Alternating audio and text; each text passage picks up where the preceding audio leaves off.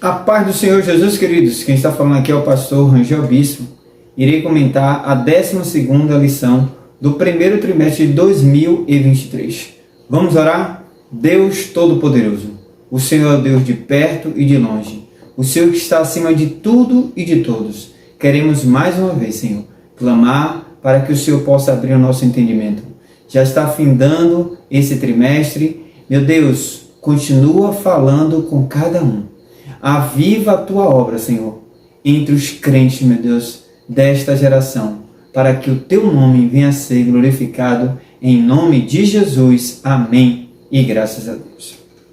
Lição 12, 19 de março de 2023. Vivendo no Espírito. Texto áureo: mas o fruto do Espírito é amor, gozo, paz, longanimidade, benignidade, bondade, fé, mansidão, temperança. Gálatas capítulo 5, versículo 22. Verdade prática: o avivamento espiritual traz uma realidade de vida no Espírito. Leitura bíblica em classe se encontra em Gálatas capítulo 5, versículo 19 ao 25, que está escrito: porque as obras da carne são manifestas, as quais são prostituição, impureza, lascívia, idolatria, feitiçarias, inimizades, porfias, emulações, iras, pelejas, dissensões, heresias, invejas, homicídios, bebedices, glutonarias e coisas semelhantes a estas, acerca das quais vos declaro, como já antes vos disse, que os que cometem tais coisas não herdarão o reino de Deus. Mas o fruto do Espírito é amor, gozo, paz, longanimidade, benignidade, bondade, fé, mansidão, temperança. Contra essas coisas não há lei. E os que são de Cristo crucificaram a carne com as suas paixões e concupiscências. Se vivermos no Espírito, andemos também no Espírito. Palavra-chave: Espírito. Em 1 Coríntios capítulo 12, versículo 10, fala sobre os dons espirituais. E ali o dom de discernir os espíritos. Note que é discernir os espíritos. Existe o espírito humano, o espírito maligno e o Espírito Santo. E essa palavra-chave está no contexto do Espírito Santo, ser guiado pelo Espírito Santo. Tópico 1, a vida no Espírito. Parágrafo 1, andando em Espírito. Na Bíblia, o verbo andar tem um sentido figurado de viver, praticar e conduzir na vida espiritual. Por isso, Paulo escreve: digo, porém, andai em espírito e não cumprireis a concupiscência da carne, os desejos da carne, a cobiça da carne. Então, quando nós aceitamos a Jesus como nosso único e suficiente Salvador, passamos a ser um crente, filhos de Deus, e logo o Espírito Santo faz morada em nós, porque passamos a ser templo do Espírito Santo, como está escrito em 1 Coríntios capítulo 3, 16 e 6, 19 ao 20. Romanos capítulo 1, versículo 8 está escrito: portanto, agora nenhuma condenação há para os que estão em Cristo Jesus, que não anda mais segundo a carne, mas segundo o Espírito. Então, quando nós aceitamos a Jesus, nós agora temos de andar guiado pelo Espírito Santo. E o hino 141 é um hino muito maravilhoso, que diz assim: onde guiar-me, meu Senhor, eu seguirei com teu amor. É tua mão que me conduz, por mim ferida sobre a cruz. Guia-me sempre, meu Senhor, guia meus passos, Salvador. Tu me compraste sobre a cruz, rege-me em tudo, meu Jesus. Quando aceitamos a Jesus, começamos a ser guiados pelo Espírito Santo de Deus. Ser guiado pelo Espírito Santo de Deus é como você visitar um país onde você não conhece, onde você precisa de um guia para não se perder. Da mesma forma, você agora aceitou a Jesus, o seu guia é o Espírito Santo. Parágrafo 2. Por que andar em Espírito? O crente em Jesus deve andar de acordo com o Espírito Santo, para não cumprires o desejo da natureza carnal. Nós, depois do pecado original de Adão e Eva, todo ser humano só pensa em pecar. O homem sem Deus é como uma folha seca caída no chão, que o vento leva para onde quer e só pensa em pecar. Mas quando somos guiados pelo Espírito Santo, nós deixamos de pecar e realmente começamos a agradar a esse Deus Todo-Poderoso. Parágrafo 3. Como andar em Espírito? Não é fácil andar no Espírito. Quando as pessoas aceitam a Cristo como Salvador, tornam-se novas criaturas. 2 Coríntios capítulo 5, versículo 17 está escrito: assim que, se alguém está em Cristo, nova criatura é. As coisas velhas já passaram, eis que tudo se fez novo. Então, aquele que aceita Jesus, as coisas velhas passaram. Os desejos anteriores passaram. Agora somos uma nova criatura. Vivemos agora segundo o Espírito Santo de Deus. Levítico capítulo 20, versículo 7 está escrito: portanto, santificai-vos e sede santos, pois eu sou o Senhor vosso Deus. Em 1 Pedro capítulo 1, versículo 15 ao 16 está escrito: mas como é santo aquele que vos chamou, sede vós também santos em toda a vossa maneira de viver. Porquanto escrito está: sede santos, porque eu sou santo. Então, nós que agora buscamos realmente a santificação, que é a limpeza diária no templo do Espírito Santo que somos nós, temos de agora, como crente, uma nova criatura, sermos realmente santificados em toda maneira de viver. As práticas antigas da prostituição, do adultério, da fornicação, da impureza, da idolatria, da feitiçaria, da bebedice, tudo isso ficou para trás. Agora somos uma nova criatura em Cristo. Tópico 2. O confronto entre a carne e o espírito. Parágrafo 1. Carne versus espírito. Em termos espirituais, é a maior luta da vida do crente salvo. A natureza carnal herdada de Adão é alimentada pela concupiscência da carne, o desejo do pecado, o desejo de pecar. Ela se inclina para as estruturas pecaminosas criadas pelo diabo com o objetivo de afastar os seres humanos para longe de Deus. Isaías capítulo 59, versículo 2 está escrito que o pecado traz a separação entre Deus e o homem. Por isso, o apóstolo João escreveu: não ameis o mundo, nem o que o mundo há. Se alguém ama o mundo, o amor do Pai não está nele, porque tudo o que há no mundo, há a concupiscência da carne, a concupiscência dos olhos e a soberba da vida. Não é do Pai, mas do mundo. Infelizmente, muitas pessoas não querem saber de Deus. Elas são seduzidas e afastadas para longe de Deus por meio de vários instrumentos, pelas falsas religiões, pelo humanismo, pelo materialismo, etc. Como resultado, as pessoas se esquecem de Deus e procuram agradar ao diabo e à própria natureza carnal, corrompida pelo pecado. Não por acaso o apóstolo Paulo admoestou a respeito dessa luta entre a carne e o espírito.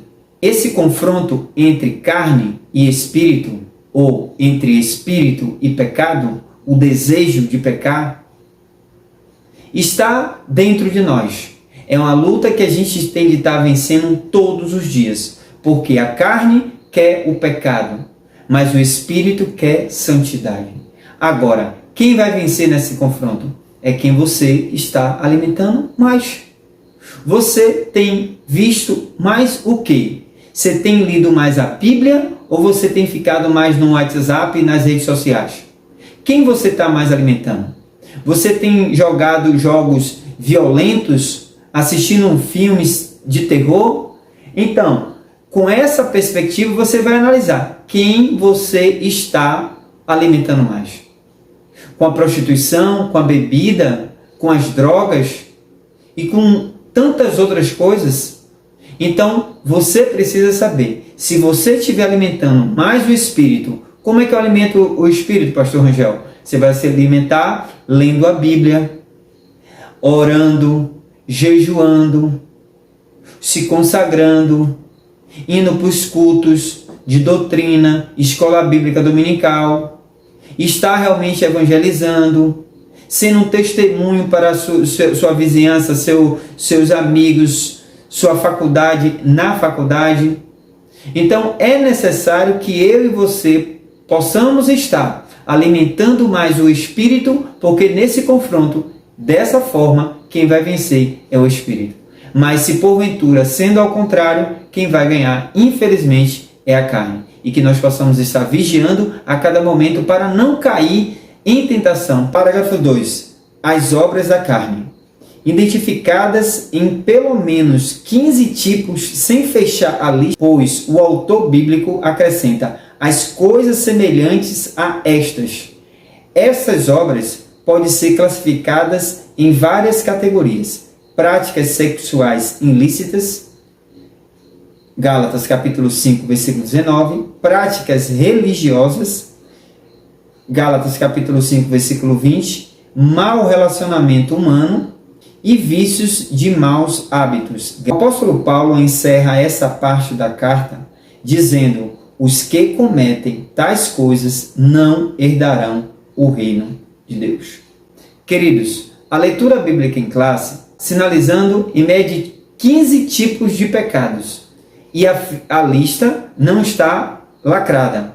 O apóstolo Paulo está falando coisas semelhantes. Então você pode estar me perguntando, pastor Rangel, o que é essas coisas semelhantes? Por exemplo, uma tatuagem, drogas, que não está sinalizando aqui a palavra droga, mas são coisas que vai te levar para distante de Deus. Então, tudo aquilo que vai te levar para distante de Deus são coisas semelhantes e que o apóstolo Paulo orienta. Quem está cometendo ou quem comete essas iniquidades, esses pecados, não vai entrar no reino de Deus. Isso é muito sério e que eu e você possamos estar vigiando.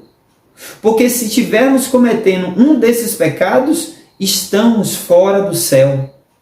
E estar fora do céu é estar no inferno, no lugar de tormento, de sofrimento, longe de Deus, é fogo para todo lado. Então eu e você precisamos estar vigiando, porque se estivermos cometendo algum tipo desse pecado, que venhamos urgentemente nos arrepender e buscar uma nova vida com Cristo. Nascer de novo, para que em Cristo as coisas velhas fiquem para trás. E agora, como um novo homem, como uma nova criatura, como um filho de Deus, como o templo do Espírito Santo, possamos estar sendo guiados pelo Espírito Santo de Deus. Tópico 3. O avivamento pelo fruto do Espírito. Parágrafo 1. O fruto do Espírito. Dons e o fruto do Espírito são características essenciais para a vida e o caráter cristão. Queridos, estamos na 12ª lição. Já falamos bastante sobre o batismo no Espírito Santo, sobre o revestimento, sobre os dons espirituais, sobre também o fruto do Espírito. Só que vamos dar só uma pincelada quando se fala dos dons espirituais.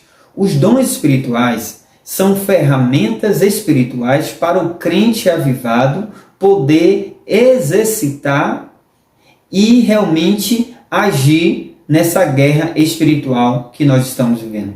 Porque a nossa luta não é contra a carne nem contra a sangue, mas contra as potestades, contra as hostes da maldade. E precisamos dessa ferramenta, que são os dons espirituais, para poder conduzir também a obra de Deus. Mas só para lembrar que os dons espirituais não é sinônimo de chegar ao céu.